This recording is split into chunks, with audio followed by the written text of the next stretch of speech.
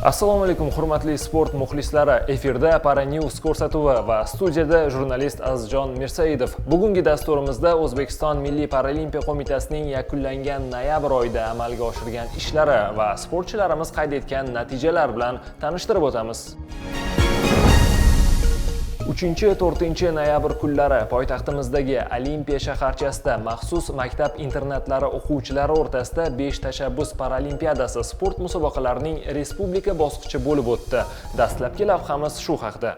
Butun respublikamiz bo'ylab o'tkazilgan yana bir sport tadbiri o'z nihoyasiga yetdi. Maxsus maktab internatlari o'quvchilari o'rtasida bo'lib o'tgan 5 tashabbus paralimpiadasida eng kuchlilar aniqlanib, g'olib va sovrindorlar taqdirlanishdi. Musobaqaning tantanali yopilish marosimi Toshkentda joylashgan Olimpiya shaharchasida o'tkazildi. 5 tashabbus paralimpiadasi turniri qatorasiga ikkinchi bor o'tkazilmoqda va unda ishtirok etayotgan yoshlarning soni yildan-yilga ortib bormoqda. Tadbirda O'zbekiston Milliy Paralimpiya qo'mitasi hamda Adaptiv sport turlari assotsiatsiyasi raisi Muxtorxon Xo'jayev, shuningdek Sport vazirligi va Ijtimoiy himoya milliy agentligi mutasaddilari ishtirok etishdi. Avvaliga individual yo'nalishda g'olib va sovrindor bo'lgan sportchilarga medal hamda diplom topshirildi. Men Toshkent viloyati Angren shahar 34-maktab internatidan tashrif buyurganman. Badminton sport turi bo'yicha birinchi o'rin oldim. Bundan juda ham xursandman. Bu musobaqada Farg'ona viloyati bilan sal qiynaldim. Sportchisi kuchliroq va Toshkent shahri bilan tushdim. Toshkent sportchisi ham kuchliroq u ham. Kelajakda bundan ham katta musobaqalarga chiqib, vatanimiz bayrog'ini ko'klarga ko'tarish. Raqobat juda ham kuchli. Albatta 5 olimpiadasida men shaxmat turi bo'yicha qatnashaman paralimpiadada. Har doim kelaman. Birinchi marta kelishim emas. Bu safar oldingi safarlar bundan yuqori o'rinlar olganman. Bu safar raqobat juda ham kuchli bo'lganligi uchun 3-o'rinni oldim. Sizga ham shukr qilaman. Hammaga omad tilayman. Bundan keyin ham O'zbekiston bayrog'imizni yuqoriga ko'tarib yurishim o'zimga tilab qolaman hammaga.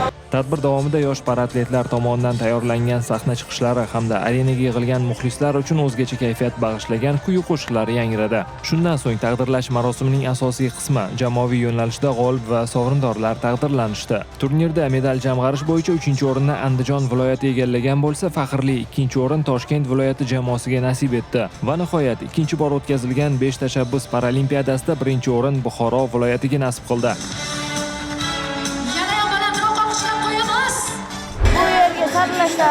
Saralashda o'tib keldim. Musobaqa ajoyib o'tdi. Tashkilotchilarga rahmat. Va musobaqada 3 ta viloyat bilan o'ynadim.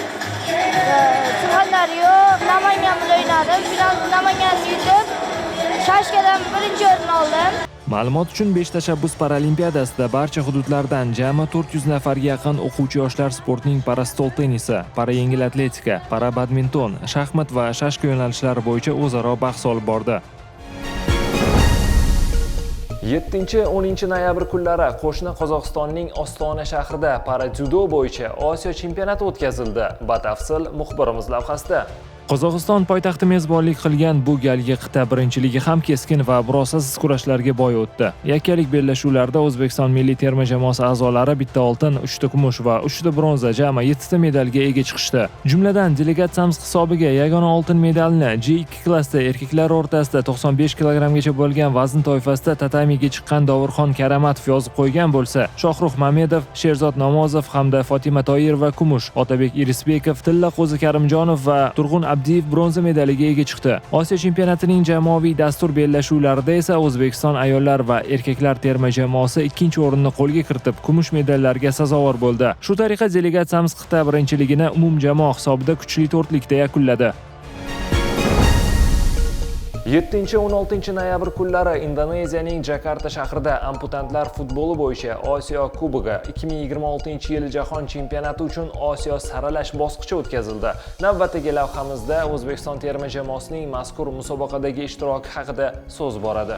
Qit'amizning 9 ta eng kuchli terma jamoalari bahs olib borgan mazkur musobaqada O'zbekiston milliy terma jamoasi guruh bosqichida Yaponiya, Malayziya, Bangladesh va Yaman terma jamoalariga qarshi maydonga tushdi. Ushbu o'yinlarning barchasida g'alaba qozongan terma jamoamiz to'g'ridan-to'g'ri jahon chempionati yo'llanmasiga ega chiqdi. Vakillarimiz shuningdek yarim finalda Iroq terma jamoasini mag'lubiyatga uchratib finalga yo'l oldi. Afsuski, Eronga qarshi hal qiluvchi bahsda terma jamoamizga biroz omad yetishmadi. Shu tariqa amputant futbolchilarimiz kumush medalga sazovor bo'lishdi. Eslatib o'tamiz, amputantlar futboli bo'yicha 2026-yilgi jahon chempionati kelgusi yil mart oyida Quvaytda bo'lib o'tadi. 7-21 noyabr kunlari Saudiya Arabistonining Ar-Riyod shahrida 6-Islom birdamligi o'yinlari o'tkazildi. Mazkur kompleks musobaqada 7 nafar parasportchi yurtimiz sharafini himoya qildi. Dastlab para-yengil atletika bo'yicha F57 toifasidagi disk uloqtirish bellashuvlarida 46/26 metr natija qayd etgan Yorqinbek Odilov kumush medalga ega chiqqan bo'lsa, F55-56 klassida nayza uloqtirish bahslarida startga chiqqan hamyurtimiz Nataliya Semyonova 16/88 metr natija bilan delegatsiyamiz hisobiga bronza medalini qo'shib qo'ydi. Para powerliftingchilarimiz orasida Qudratoy Toshpo'latov va kumush, Begzod Jamilov esa bronza medalini qo'lga kiritdi. Yakunda O'zbekiston delegatsiyasi 29 ta oltin, 35 ta kumush va 32 ta bronza medallari bilan 57 mamlakat orasida umumjamoa hisobida ikkinchi o'rinni egalladi. Mazkur natijaga munosib hissa qo'shgan paraatletlarimiz Toshkent xalqaro aeroportida tantanali kutib olindi. Qahramonlarimizni yurt ostonasida O'zbekiston Respublikasi Sport vazirligi va Milliy paralimpiya qo'mitasi mutasaddilari, shuningdek, ommaviy axborot vositalari hamda keng jamoatchilik vakillari qarshi oldi.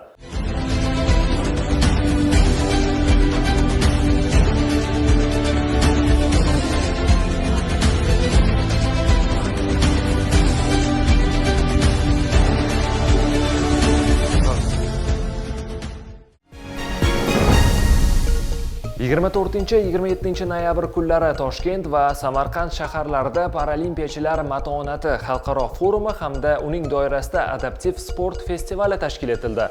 Hozirgi lavhamiz shu haqda.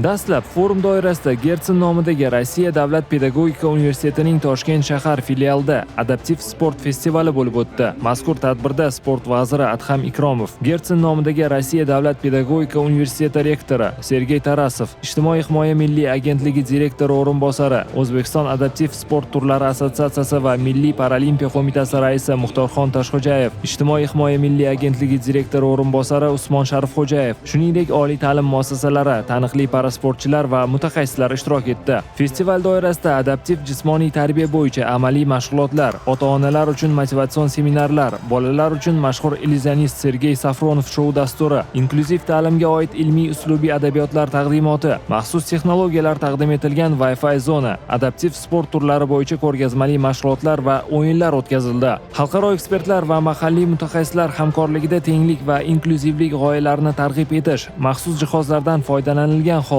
amaliy mashg'ulotlarni tashkil etish hamda adaptiv sport bo'yicha ilmiy standartlarni muhokama qilish ishlari amalga oshirildi.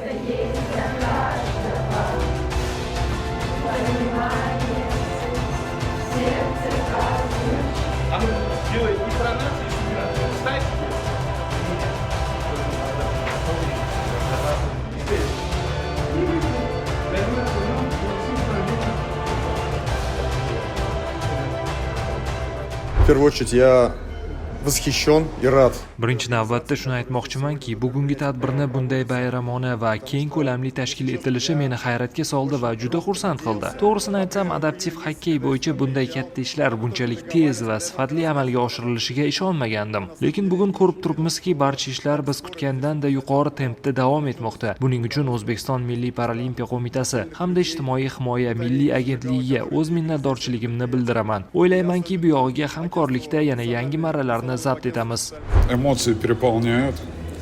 Bu festival ajoyib emotsiyalarni taqdim etdi. Kichik tashabbusimizni yuqori baholab, juda katta tashkiliy ishlarni amalga oshirgan O'zbekiston tomoniga minnatdorchilik bildiramiz. O'zbekistonda adaptiv xokkeyni rivojlantirish, yoshlarni bunga jalb qilish va mazkur sport turini yangi darajaga olib chiqish uchun barcha imkoniyat va sharoitlar borligini ko'ryapmiz. Bizni xursand qilgan yana bir jihati, tadbir davomida paralimpiyachilar o'zlari bosib o'tgan yo'l haqida barchaga so'zlab bergani bo'ldi. Ularni eshitgan yoshlar imkoniyat cheklangan insonlarning matonati, irodasi va ishonchiga yana bir bor guvohi bo'lishdi. Bu yerga tashrif buyurgan ota-onalar va bolalar unutilmas taassurotlar bilan qaytishi aniq. Mazkur tashabbusni qo'llab-quvvatlayotgan prezidentlarimizga alohida rahmat aytishimiz lozim. Adaptiv sport turlariga berilayotgan e'tibor barchamizni xursand qilmoqda.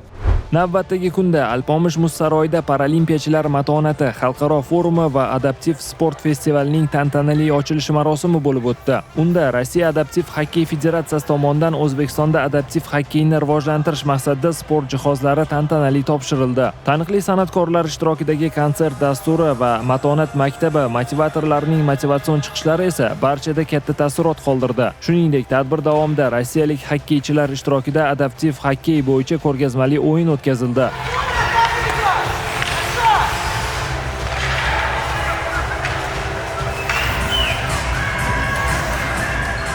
Сегодня второй день фестиваля адаптивного хоккея. Bugun adaptiv xokkey festivalining ikkinchi kuni. Bu tadbirlarga barcha tegishli tashkilotlar jalb qilingan. Bayram kabi o'tayotgan festival yoshlarga yangi imkoniyatlar eshigini ochmoqda. Biz bilan tashrif buyurgan mutaxassislar va sportchilar tomonidan master-klasslar o'tkazilmoqda. Kuni kecha bu yerga tashrif buyurgan ota-onalarni chetdan kuzatganimda shuni ko'rdimki, ularda umid va ishonch bor. Ular farzandini baxtli bo'lishlari uchun borlarini berishga tayyor va umid qilamanki, adaptiv xokkey bilan shug'ullanuvchilar soni tobora ortib boradi. Hamda imkoniyat cheklangan bolalar uchun bu yangi hayot va kelajakka ishonch beradi.